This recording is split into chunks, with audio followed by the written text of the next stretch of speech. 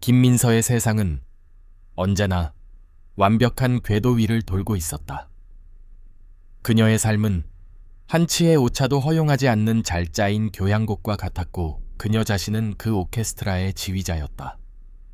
서울의 심장부 강남의 스카이라인이 파노라마처럼 펼쳐진 그녀의 주상 복합 아파트는 그 자체로 그녀의 삶을 대변했다. 먼지 한 톨 없는 대리석 바닥 정갈하게 배치된 미니멀리즘 가구, 그리고 계절마다 가장 아름다운 자태를 뽐내는 생화까지 모든 것이 그녀의 통제 아래 정교하게 유지되고 있었다. 오늘 저녁 그 완벽한 세상에 새로운 변수가 들어올 예정이었다. 그녀의 유일한 아들 박지훈이 결혼하고 싶은 여자를 처음으로 소개하는 날이었다. 민서는 아침부터 분주했다. 최고급 한우를 공수해 정성껏 갈비찜을 재웠고 아들이 가장 좋아하는 해물파전에 반죽을 만들었으며 맑은 조갯국을 끓였다. 식탁 위에는 그녀가 아끼는 광주요의 백자 그릇들이 단아한 자태로 놓였다. 모든 것은 아들을 위한 것이었고 또한 아들의 여자를 시험하기 위한 무대이기도 했다.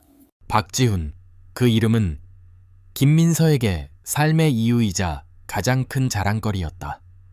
남편과 일찍이 사별하고 홀로 아들을 키우면서 그녀는 자신의 모든 것을 쏟아부었다. 최고의 교육 환경 아낌없는 지원, 그리고 빈틈없는 관리. 그 결과 지훈은 모두가 부러워하는 젊은 건축가가 되었고 반듯한 성품에 효심까지 깊었다. 그녀가 공들여 빚어낸 최고의 걸작이었다. 저녁이 7시 정각 도어락이 해제되는 경쾌한 소리가 울렸다. 어머니 저 왔습니다. 지훈의 목소리였다. 민서는 우아한 미소를 머금고 현관으로 향했다. 아들의 손에는 그녀가 좋아하는 화이트 와인이 들려 있었다. 우리 아들 일찍 왔네. 피곤하지는 않고. 그럼요. 오늘 같은 날 피곤할 리가 있나요? 지훈은 환하게 웃으며 어머니의 어깨를 감쌌다. 그의 눈빛은 설렘과 약간의 긴장으로 반짝였다. 서연 씨는 거의 다 왔대요. 어머니 너무 긴장하지 마세요. 정말 좋은 사람이에요. 똑똑하고 마음씨도 곱고 분명 마음에 드실 거예요. 민서는 아들의 등을 부드럽게 토닥였다. 알았다 이 녀석아. 네가 좋다면야 나도 좋지. 어서 들어와. 마음에도 없는 말이었다. 아들이 고른 여자라 해도 그녀의 날카로운 심사를 통과해야만 진짜 가족이 될 자격이 주어지는 것이었다. 그녀는 아들의 옆에 설 여자가 얼마나 완벽해야 하는지 누구보다 잘 알고 있었다.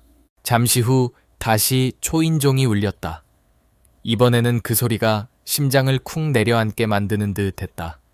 민서는 심호흡을 한번 하고 세상에서 가장 인자한 예비시어머니의 가면을 썼다. 지훈이 문을 열자 한 여자가 서 있었다. 이서연.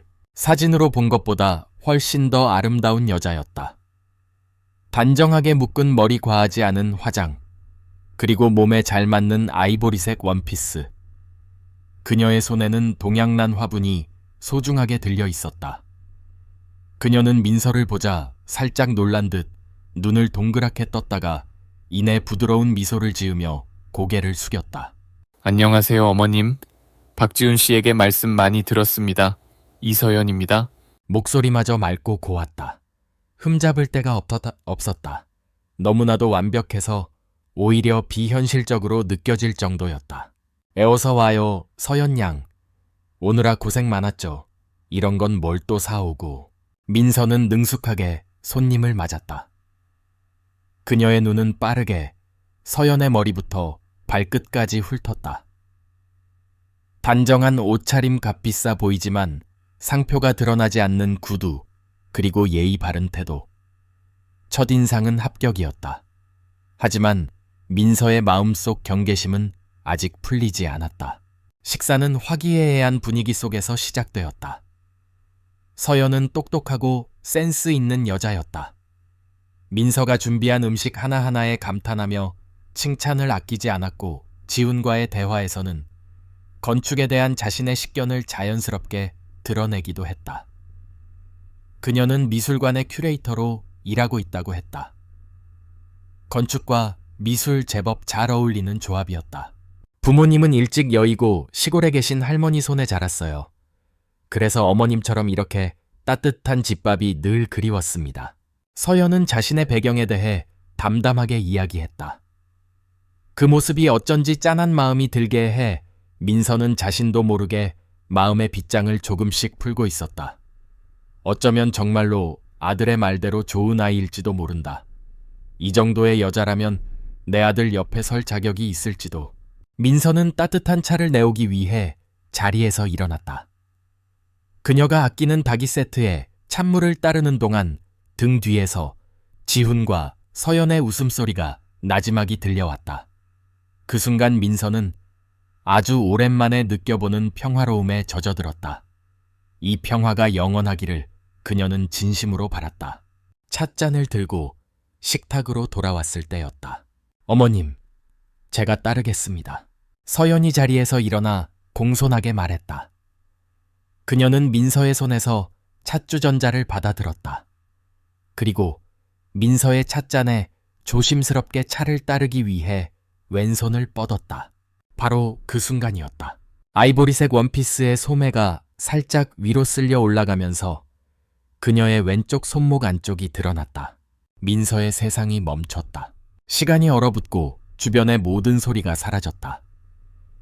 지훈의 나직한 목소리도 창밖의 도시 소음도 심지어 자신의 숨소리조차 들리지 않았다. 그녀의 시선은 오직 한 곳 서연의 희고 가느다란 손목에 박혀 있었다. 그곳에 있었다. 아주 작고 희미하지만 분명한 모양을 가진 점 3개. 마치 겨울 밤하늘의 오리온 벨트처럼 일렬로 나란히 박혀있는 3개의 점. 민서의 머릿속이 하얗게 비워졌다. 눈앞에 우아한 식탁과 맛있는 음식들이 순식간에 사라지고 15년 전 그날의 비오는 밤이 파도처럼 밀려왔다. 차가운 병원 소독약 냄새가 태어난 아기를 감쌌던 거친 담요의 감촉, 그리고 칠흑 같은 어둠 속에서 필사적으로 울어대던 그 아이의 울음소리. 그녀는 미친 사람처럼 갓난아기의 몸을 확인했었다. 혹시라도 나중에 아이를 찾을 수 있는 표식이 있을까봐 그때 발견했던 것이다. 왼쪽 손목 안쪽에 새겨진 운명 같은 3개의 점. 다시는 잊을 수 없다고, 영원히 이 죄를 기억해야 한다고 스스로에게 각인시켰던 그 표식. 어머님, 서연의 목소리가 아득하게 들려왔다. 쨍그랑. 민서의 손에 들려있던 젓가락이 힘없이 미끄러져 접시 위로 떨어졌다. 날카로운 소리가 정적을 깨뜨리며 울려 퍼졌다. 어머니 괜찮으세요? 얼굴이 새하얗게 질리셨어요. 지훈이 걱정스럽게 물으며 그녀의 팔을 붙잡았다. 하지만 민서는 아무 대답도 할 수 없었다. 그녀는 그저 멍하니 서연을 바라볼 뿐이었다. 공손한 걱정을 담고 있는 서연의 눈동자. 그러나 지금 민서의 눈에는 그 모든 것이 기만으로 보였다. 저 완벽한 미소 뒤에 무엇이 숨겨져 있는가? 저 맑은 눈동자 뒤에는 어떤 진실이 도사리고 있는가? 몸이 사시나무처럼 떨려왔다. 완벽하게 통제되던 그녀의 세상에 거대한 균열이 생기고 있었다. 15년간 단단하게 봉인해두었던 판도라의 상자가 바로 지금 그녀의 눈앞에서 열리고 있었다. 그 아이다. 내가 버렸던 그 아이. 그 아이가 돌아왔다. 내 아들의 여자가 되어서. 어머니 괜찮으세요? 아들의 목소리가 안개 너머에서 들려오는 듯 했다. 김민서는 간신히 현실로 의식을 끌어올렸다. 눈앞에는 걱정스러운 표정의 지훈과 그 옆에서 똑같이 염려스러운 눈빛으로 자신을 바라보는 이서연이 있었다. 그 여자의 눈동자, 민서는 그 안에서 찰나의 흔들림도 놓치지 않으려는 듯 시선을 고정했다. 그녀는 본능적으로 행동했다. 수십 년간 몸에 밴 자기 통제와 연기력이 발휘되는 순간이었다. 민서는 희미하게 웃으며 이마를 짚었다. 아무것도 아니야. 갑자기 현기증이 요즘 좀 무리했나 봐. 그녀는 떨리는 손을 애써 감추며 떨어진 젓가락을 집어들었다. 그리곤 아무렇지 않다는 듯 방금 전의 소동은 그저 사소한 해프닝이었다는 듯이 서연에게 미소를 보였다. 미안해요, 서연 양. 내가 나이를 먹으니 별일이 다 있네. 놀라게 했죠. 아니에요, 어머님. 괜찮으세요. 잠시 앉아서 쉬시는 게. 서연의 목소리에는 진심 어린 걱정이 담겨 있는 듯 했다. 하지만 민서의 귀에는 그 모든 것이 교활한 연기처럼 들렸다. 저 여자는 알고 있다. 모든 것을 알고 이 자리에 왔다. 저 완벽한 가면 뒤에서 자신을 비웃고 있을 것이다. 그 후의 저녁 식사는 지옥과 같았다. 음식은 모래알처럼 씹혔고 아들과 서연이 나누는 대화는 의미 없는 소음처럼 귓가를 스쳐 지나갔다. 민서는 간간히 고개를 끄덕이거나 짧게 대답할 뿐 온 신경은 오직 서연에게 향해 있었다. 그녀의 모든 움직임, 모든 미소, 심지어 숨소리 하나까지 그것은 관찰이 아니라 감시였다.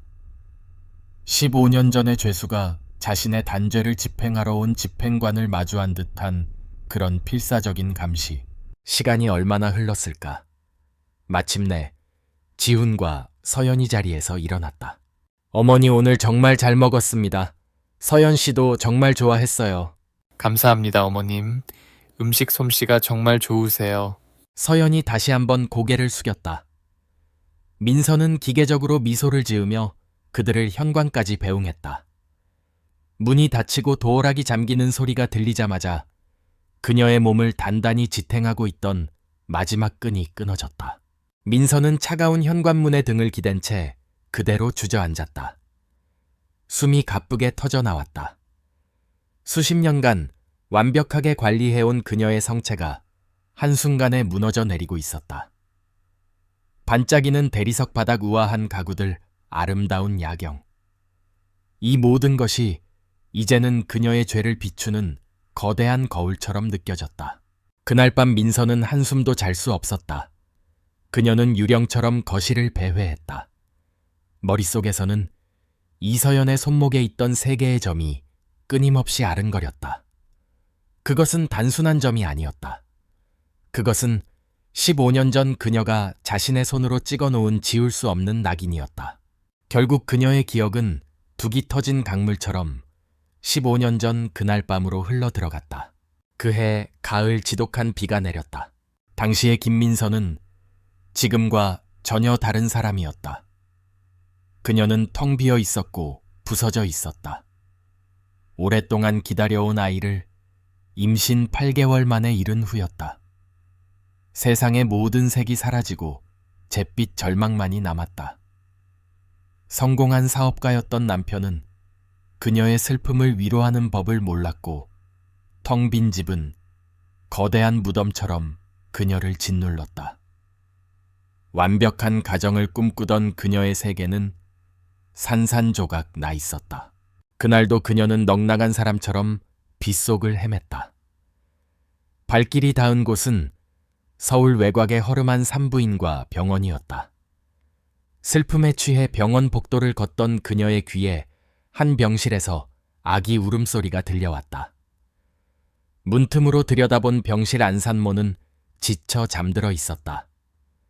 그리고 그 옆 아기 침대에는 세상의 모든 빛을 담은 듯한 아기가 누워 울고 있었다.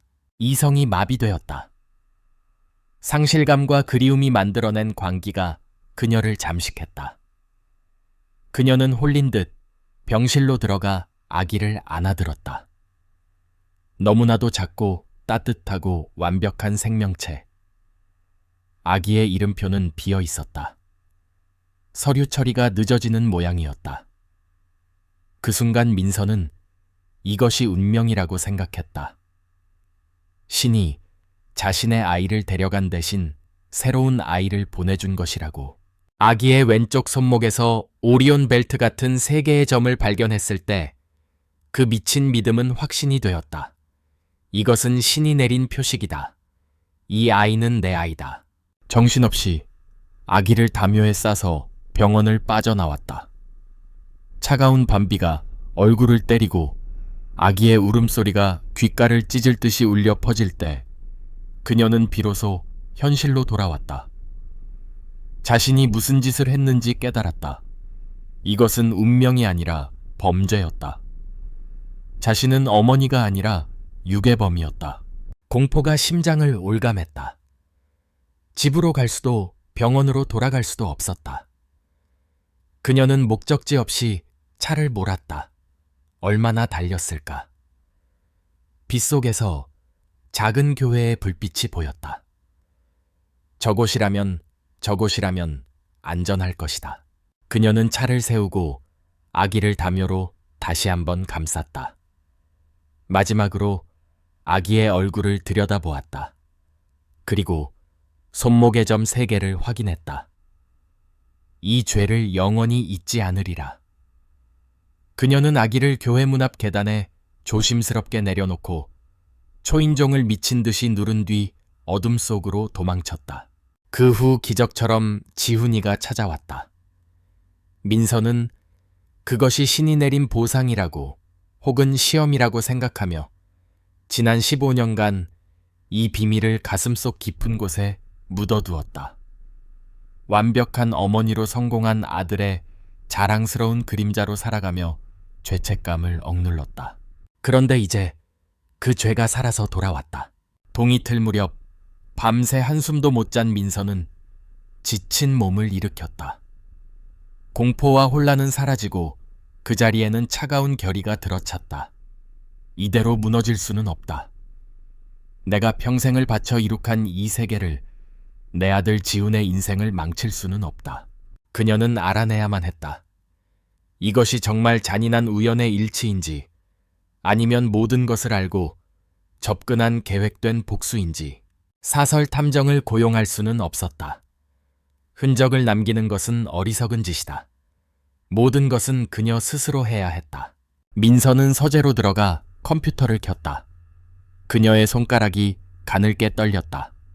검색창에 이서연 큐레이터라고 입력했다. 수십 개의 기사와 인터뷰 그녀가 일하는 갤러리의 홈페이지가 나타났다. 모든 것이 너무나도 정상적이고 전문적으로 보였다. 흠잡을 곳 없는 이력이었다.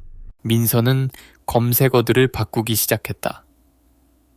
15년 전 연가 유기 사건, 교회 앞 버려진 아기, 서울 외곽 산부인과 실종 아기, 심장이 미친 듯이 뛰었다. 마우스 클릭 한 번 한 번이 그녀의 과거를 파헤치는 삽질과 같았다. 몇 시간을 그렇게 보냈을까? 마침내 그녀는 손을 멈췄다. 오래된 지역신문에 작은 온라인 기사 하나가 그녀의 눈에 들어왔다. 15년 전 가을 5호동 5호 교회 앞에서 여아 발견, 건강 양호. 기사를 클릭하자 흐릿한 흑백 사진과 함께 짧은 내용이 나타났다. 발견 당시 아기는 깨끗한 담요에 쌓여 있었으며 건강 상태는 양호한 것으로 알려졌다. 경찰은 부모를 찾고 있으나 아직 단서는 나타나지 않고 있다.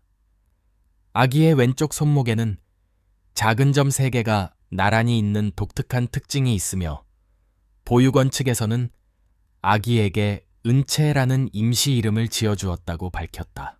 애은차에. 그 이름이 민서의 심장을 예리하게 찔렀다. 머릿속의 마지막 퍼즐 조각이 맞춰지는 순간이었다. 우연이 아니었다. 이 모든 것은 결코 우연이 아니었다. 김민서는 등받이에 몸을 기댄 채 허탈하게 웃었다. 두려움과 함께 기이한 안도감이 밀려왔다. 이제 불확실성은 사라졌다. 이것은 전쟁이다. 자신의 모든 것을 지키기 위한 혹은 모든 것을 잃게 될 마지막 전쟁. 그녀는 이제 무엇을 해야 할지 결정해야 했다.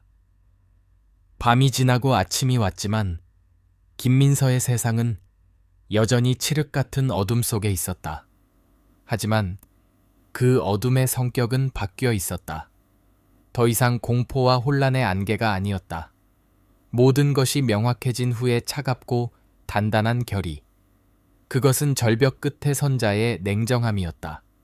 그녀의 완벽했던 아파트는 이제 그녀의 작전 사령부가 되었다. 그녀는 적을 알아야 했다. 이서연 안이 강은 채 그 여자의 지난 15년과 그리고 앞으로의 계획을.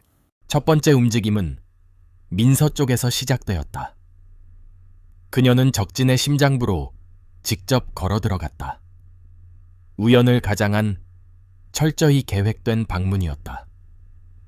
그녀는 평소처럼 우아하게 차려입고 서연이 큐레이터로 일하는 삼청동의 한 갤러리를 찾았다. 갤러리는 조용하고 현대적이었다. 하얀 벽 높은 천장, 그리고 전략적으로 배치된 조명 아래 작품들이 숨을 쉬고 있었다. 그 고요함이 오히려 민서의 심장 소리를 더욱 크게 만드는 듯 했다. 어머님, 여긴 어쩐 일이세요? 작품을 설명하던 서연이 민서를 발견하고는 놀란 얼굴로 다가왔다. 그 놀라움은 너무나도 자연스러워서 민서는 순간 자신이 과민 반응하는 것일까 의심했다. 근처에 볼 일이 있어서 왔다가 서연 양이 일하는 곳은 어떤가 궁금해서 들러봤어요. 방해한 건 아닌지 모르겠네. 민서는 준비한 미소를 지으며 대답했다. 아니에요, 어머님. 와주셔서 정말 기뻐요. 제가 안내해드릴게요. 서연은 민서의 팔짱을 가볍게 끼며 능숙하게 전시를 안내하기 시작했다. 그녀의 설명은 전문적이고 매력적이었다. 민서는 고개를 끄덕이며 듣는 척했지만 그녀의 모든 신경은 다른 곳에 쏠려 있었다. 이제 탐색을 시작할 시간이었다. 서연 양은 어릴 때부터 이렇게 미술에 재능이 있었나 봐요. 보통 감각이 아니네. 민서가 무심한 듯 첫 번째 미끼를 던졌다. 과찬이세요, 어머님. 그저 좋아해서 열심히 했을 뿐인걸요. 서연은 부드럽게 웃었다. 하긴 좋아하는 걸 일로 삼는 것만큼 큰 축복은 없지. 그래도 시골에서 할머니랑만 자랐으면 많이 외로웠겠어요. 의지할 곳도 마땅치 않았을 텐데. 이번에는 동정심을 자극하는 방식이었다. 상대의 약한 부분을 건드려 반응을 살피려는 의도였다. 서연의 미소에 아주 미세한 그늘이 스쳐 지나갔다. 하지만 그것은 1초도 안 되어 사라졌다. 할머니의 사랑 덕분에 외로울 틈이 없었어요. 오히려 더 자유롭게 꿈꿀 수 있었죠. 빈틈없는 대답이었다. 민서는 포기하지 않고 마지막 질문을 던졌다. 이것이 핵심이었다. 혹시 아주 어릴 때 기억 중에 좀 특별한 건 없어요? 보통 사람들은 잘 기억 못하는 아주 갓난아기 때 기억 같은 거 말이야. 그 순간 서연의 걸음이 아주 미세하게 멈칫했다. 그녀의 눈동자가 잠시 길을 잃은 듯 허공을 향했다. 그 짧은 정적, 민서는 숨을 죽였다. 그것이 바로 그녀가 찾던 균열이었다. 서연은 이내 고개를 저으며 희미하게 웃었다. 글쎄요, 너무 어릴 때라 그런지 잘 기억나지 않아요. 그냥 가끔 꿈에서 비 오는 밤의 풍경을 볼 때가 있어요. 아주 흐릿하게요. 비 오는 밤, 민서의 심장이 차갑게 식었다. 이것은 선전포고였다.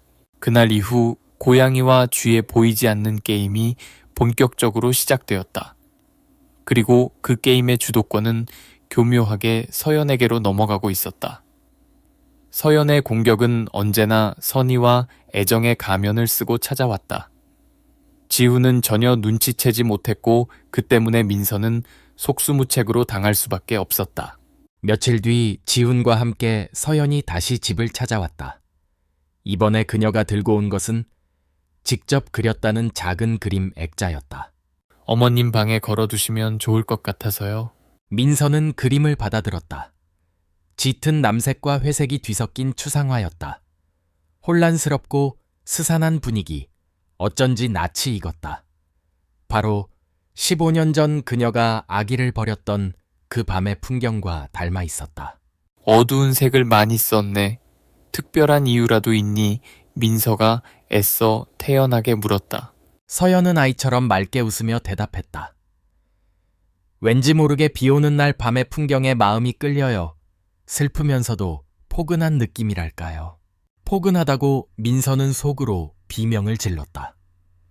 저 여자는 자신의 가장 끔찍한 기억을 포근하다고 표현하며 자신을 농락하고 있었다. 진짜 공격은 그 다음에 이어졌다. 거실에서 지훈의 어릴 적 앨범을 함께 보고 있을 때였다. 통통한 아기 지훈의 사진을 보며 모두가 웃고 있었다. 그때 서연이 무심코 콧노래를 흥얼거리기 시작했다. 아주 단순하고 오래된 자장가 가락이었다. 라라라, 라라. 섬 그늘에 민서의 몸이 그대로 굳어버렸다. 그 노래. 그것은 그녀의 친정어머니가 그녀에게 불러주던 노래였고 그녀가 슬픔에 잠겨 유괴한 아기에게 단 하룻밤 미친 듯이 불러주었던 바로 그 자장가였다. 세상 누구도 알아서는 안 되는 그녀와 그 아이만의 비밀이었다. 그 노래 어떻게 알지?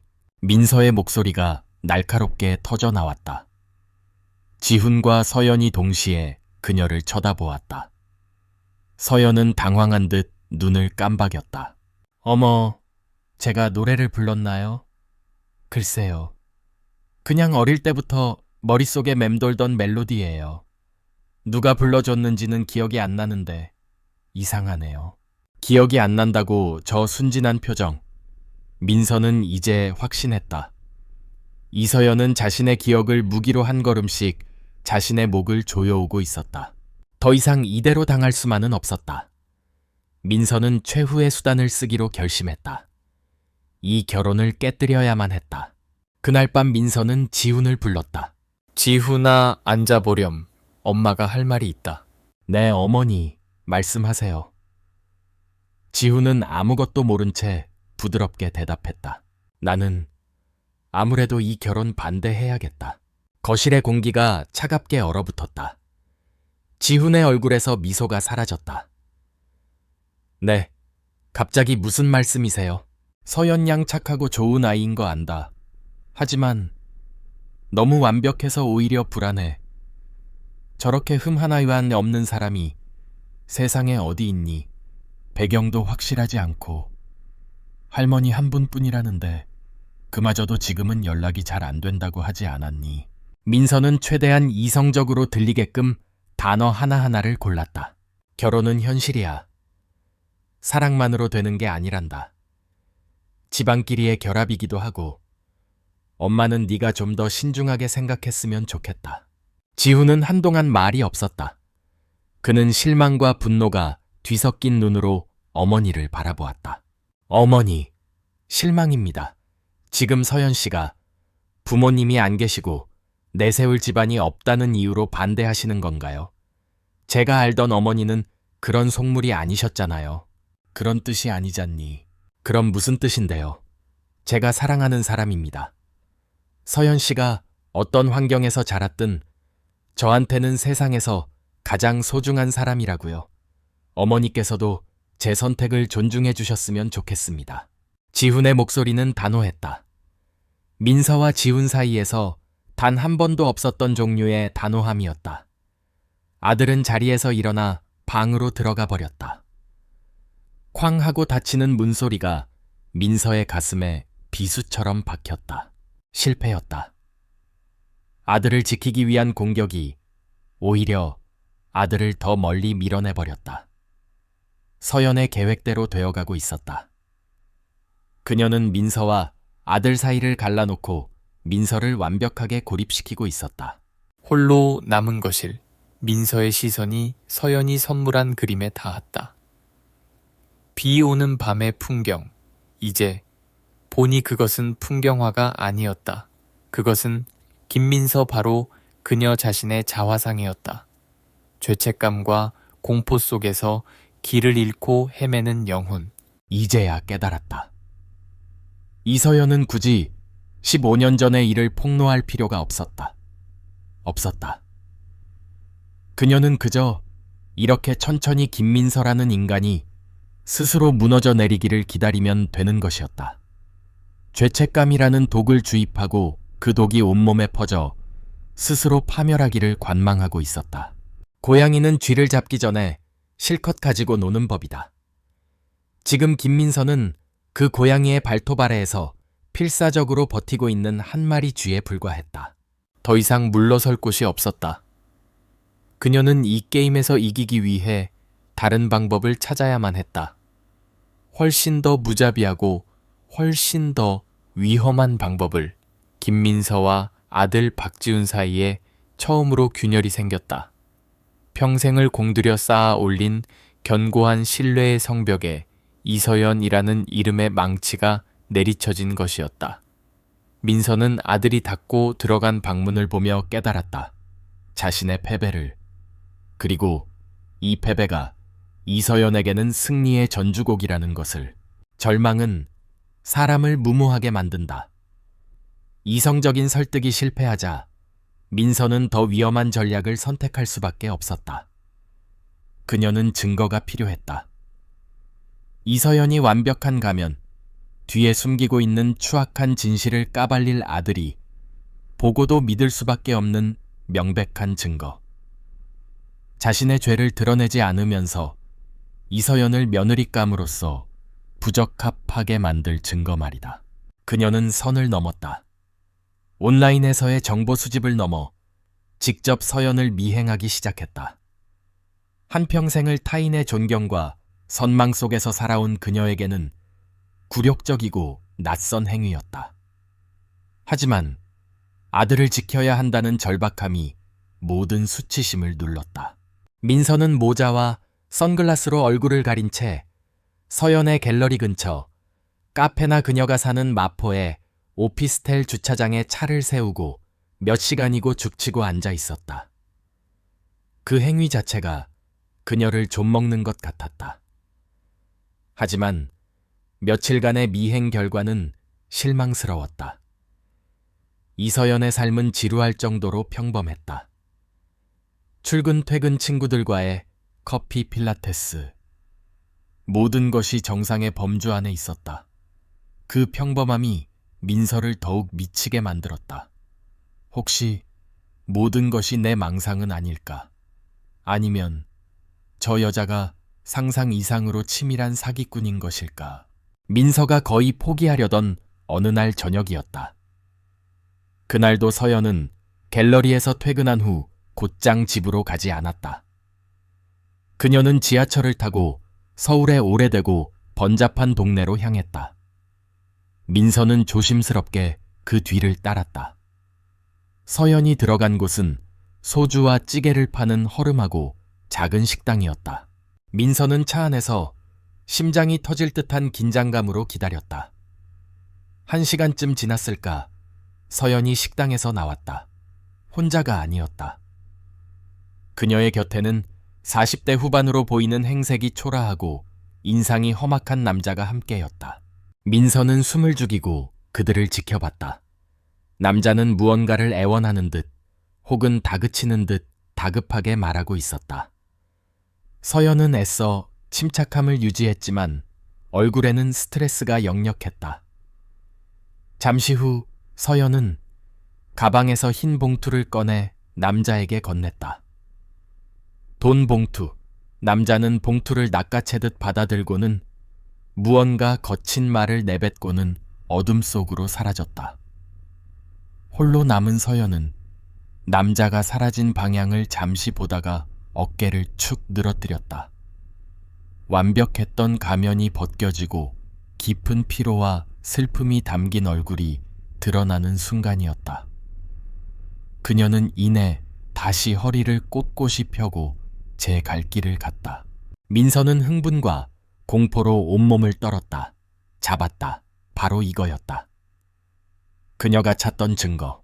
그녀의 머릿속은 자신의 죄의식과 편집증으로 채색된 최악의 시나리오를 써 내려가기 시작했다. 저 남자는 사채업자일 것이다. 서연은 끔찍한 빚에 시달리고 있는 것이다. 혹은 옛 애인이거나 감추고 싶은 어두운 과거와 연결된 폭력배일지도 모른다. 이것으로 증명되었다. 이서연은 그녀가 연기하는 순수하고 깨끗한 여자가 아니다. 그녀는 비밀과 빚, 그리고 어두운 인맥을 숨기고 있다. 이것이야말로 아들 앞에서 그녀의 정체를 폭로할 수 있는 완벽한 무기였다. 민서는 떨리는 손으로 차 안에서 몰래 그들의 모습을 몇 장 찍었다. 흐릿했지만 돈 봉투가 오가는 장면은 명확했다. 민서는 다음 날까지 기다릴 수 없었다. 그날 밤 아들이 돌아오자마자 그녀는 다시 지훈을 마주했다. 이번에는 증거와 함께였다. 이게 내가 말하는 완벽한 여자니 밤늦게 정체 모를 남자에게 돈 봉투나 건네는 애가. 민서는 아들의 눈앞에 사진을 내밀었다. 그녀는 자신이 만든 이야기를 쏟아냈다. 서연이 널 속이고 있다. 그녀는 복잡하고 위험한 과거를 숨기고 있다.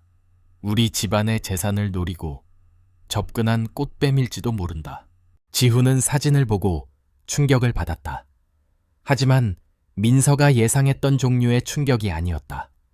그는 어머니의 행동에 충격을 받은 것이었다. 어머니, 이걸 어떻게... 혹시 서연 씨를 미행하신 거예요? 그의 목소리는 배신감과 분노로 차갑게 얼어붙어 있었다. 그들의 신뢰가 산산조각 나는 소리가 들렸다. 아들은 서연을 의심하는 대신 그녀를 믿기로 결정했다. 그는 어머니가 보는 앞에서 망설임 없이 서연에게 전화를 걸어 스피커폰으로 바꿨다. 세어연아, 혹시 무슨 일 있어? 내가 모르는 힘든 일이라도 있는 거야. 전화기 너머로 잠시 침묵이 흘렀다. 이윽고 들려온 서연의 목소리는 금방이라도 부서질 듯 가늘게 떨리고 있었다. 그녀는 흐느끼기 시작했다.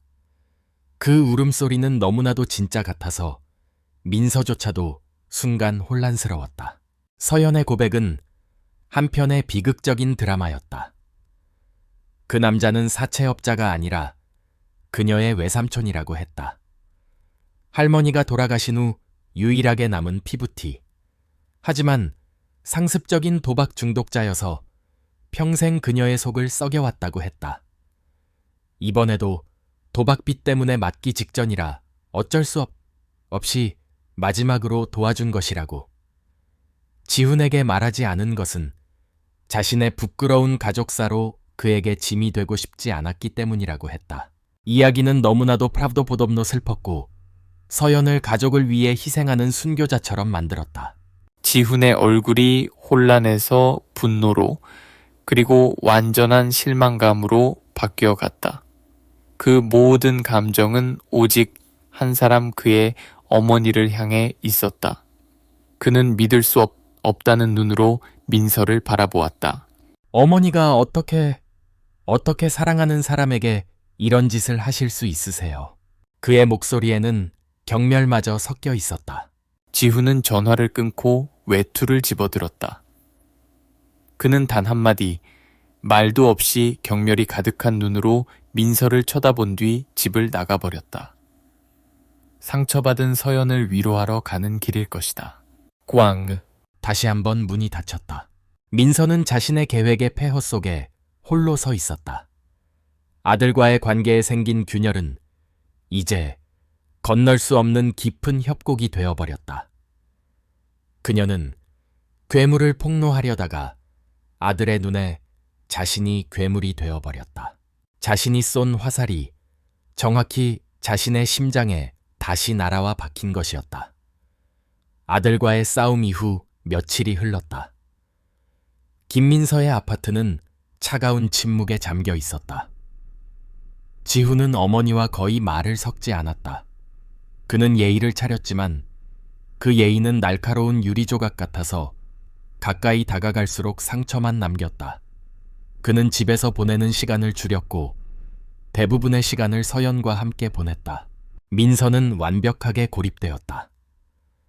그녀가 쏘아올린 회심의 무기는 엄청난 역효과를 낳으며 서연을 순교자의 반열에 올려놓았고 자신은 파렴치한 악당으로 만들었다. 사방의 벽이 그녀를 향해 조여오는 듯한 압박감. 그녀는 이 전쟁에서 지고 있었다. 바로 그때 힘의 우위를 점한 서연이 가장 대담한 수를 던졌다. 그녀는 공식적인 가족 만찬을 제안했다. 물론 그녀의 가짜 외삼촌이 참여하는 자리는 아니었다. 양가은 어른들이 처음 만나 인사를 나누는 상견례. 하지만 그녀에겐 부모가 없으니 민서와 지훈 그리고 자신, 이렇게 셋이서 식사를 하며 최근에 오해를 풀고 결혼 날짜를 공식적으로 정하고 싶다고 했다. 지훈에게 그 제안은 서연의 성숙하고 용서 깊은 제스처로 들렸다. 어머니와의 관계를 회복하려는 노력. 그는 기쁘게 동의했고 마지못해 하는 민서를 거의 강제로 설득했다. 하지만 민서는 알고 있었다. 이것은 화해의 자리가 아니라 소환장이었다. 그녀를 위한 마지막 무대, 서연이 직접 설계한 그녀의 숨통을 끊어놓을 단두대. 지훈은 서울 최고의 한정식 레스토랑에 독립된 방을 예약했다. 모든 것이 최고급이었지만 방음이 되는 벽과 묵직한 문은 그곳을 우아한 감옥처럼 느껴지게 했다. 민서는 그날 저녁 마치 처형장으로 향하는 사람처럼 화장을 하고 가장 비싼 옷으로 몸을 감쌌다. 그것은 그녀의 마지막 갑옷이었다. 식사는 숨막히는 긴장감 속에서 시작되었다. 지훈은 애써 밝은 목소리로 결혼식장이나 날짜에 대한 이야기를 꺼내며 분위기를 띄우려 했다. 민서는 음식을 깨작거리며 거의 말이 없었다. 반면 서연은 완벽한 우아함 그 자체였다. 그녀는 시종일관 침착하고 부드러웠으며 민서를 어머님이라 부르며 극진히 대했다. 그녀는 대화의 흐름을 능숙하게 이끌며 서서히 그리고 확실하게 민서를 구석으로 몰아넣고 있었다. 메인 요리가 치워지고 디저트와 차가 나왔다. 마침내 때가 왔다. 서연은 조용히 찻잔을 내려놓았다. 그녀는 민서를 똑바로 쳐다봤다. 언제나 예의 바르던 그녀의 얼굴에서 부드러운 가면이 벗겨져 내리고 그 자리에는 차갑고 깊은 슬픔이 서려 있었다. 어머님, 이제 그만하시죠. 이 연극. 지훈의 얼굴이 굳어졌다. 서연아, 그게 무슨 소리야. 서연은 지훈과 민서를 번갈아 보았다. 그녀의 입에서 나온 이야기는 민서가 상상했던 것과는 전혀 다른 훨씬 더 잔인하고 뒤틀린 비극이었다. 지훈 씨 미안해요. 하지만 더 이상은 안 되겠어요. 그녀는 심호흡을 한 번 하고 민서를 향해 말했다. 저는 어머님께서 제 친어머니를 아실 거라고 생각했어요. 그녀는 유괴에 대해서는 아무것도 몰랐다. 그녀가 알고 있는 이야기는 완전히 다른 것이었다. 그녀가 외삼촌이라고 불렀던 남자는 사실 15년 전 그 병원에서 자벽부로 일했던 사람이었다. 그는 몇 년 뒤 죄책감에 시달리다 보육원에 있던 자신을 찾아왔다고 했다. 그리고 그는 거짓말을 했다.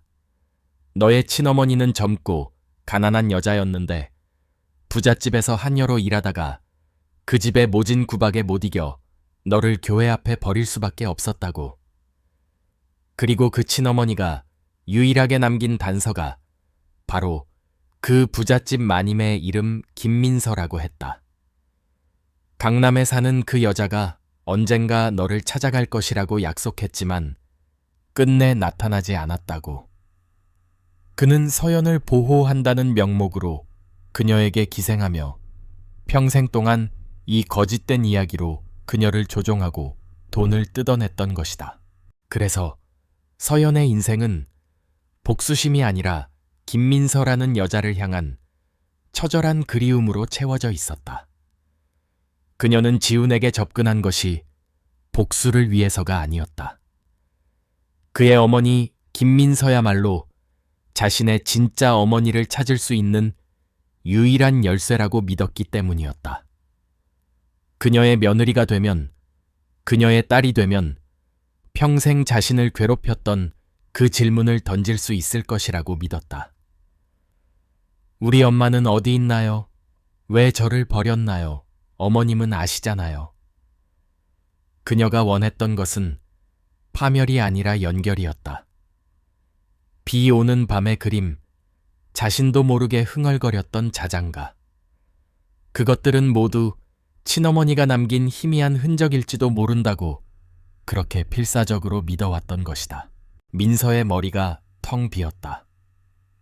현실은 그녀의 편집증적인 망상보다 훨씬 더 잔인했다.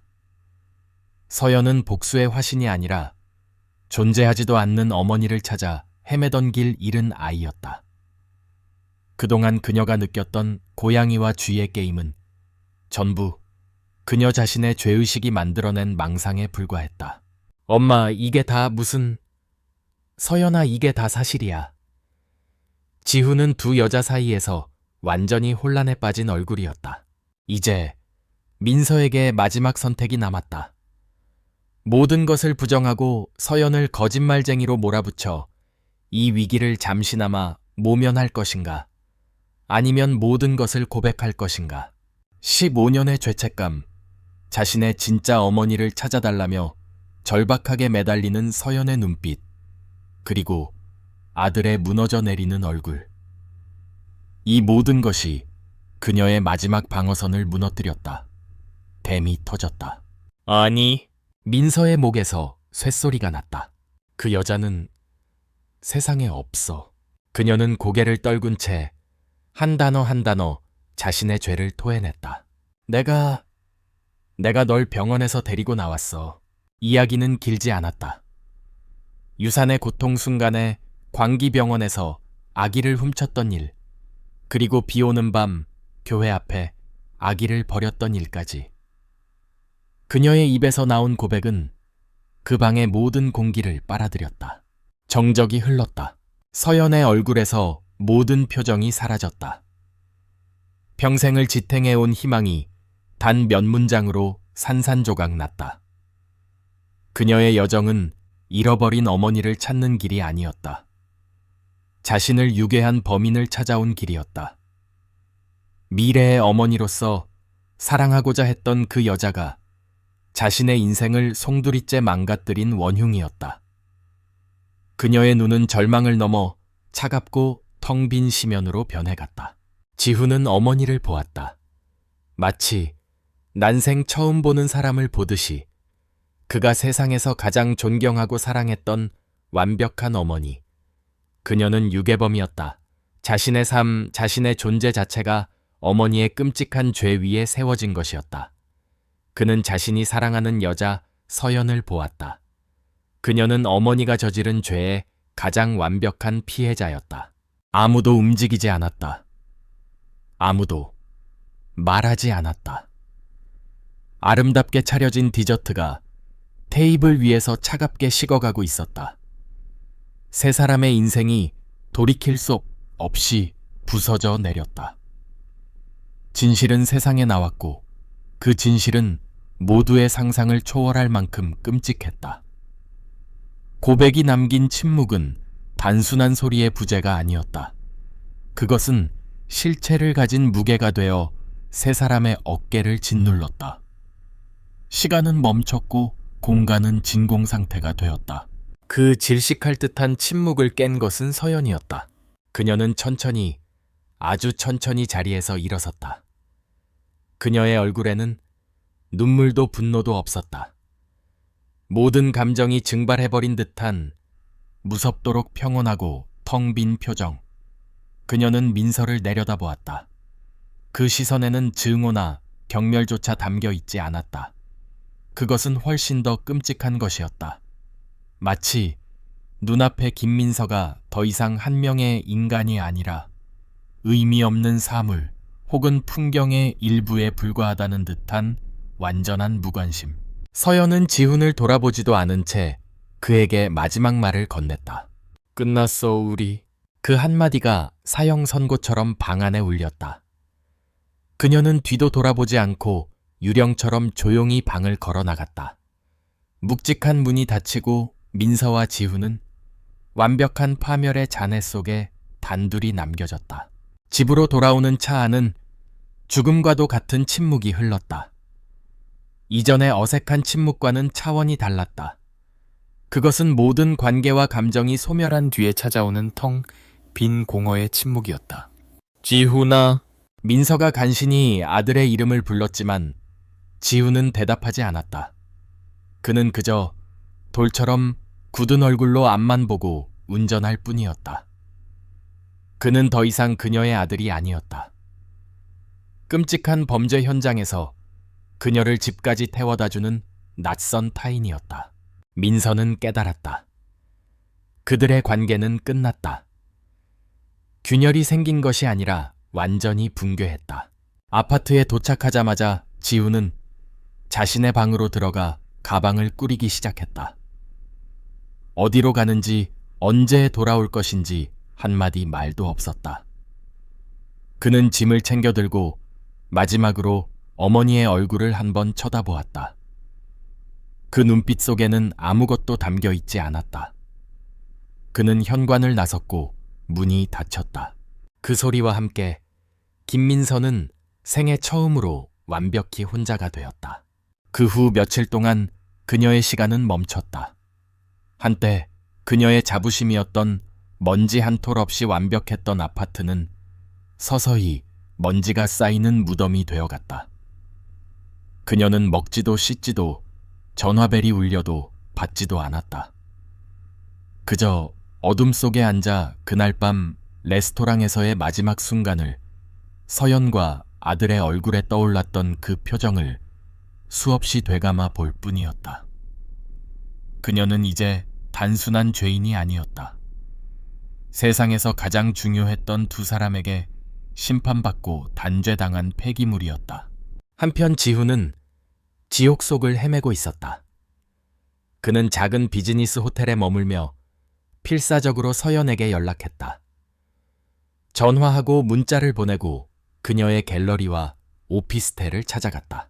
하지만 이서연은 증발해버렸다. 그녀의 전화기는 꺼져 있었고 갤러리에는 사직서를 냈으며 오피스텔에서는 이미 짐을 빼서 사라진 후였다. 그녀는 연기처럼 사라져 그 어떤 흔적도 남기지 않았다. 지훈은 미칠 것 같았다.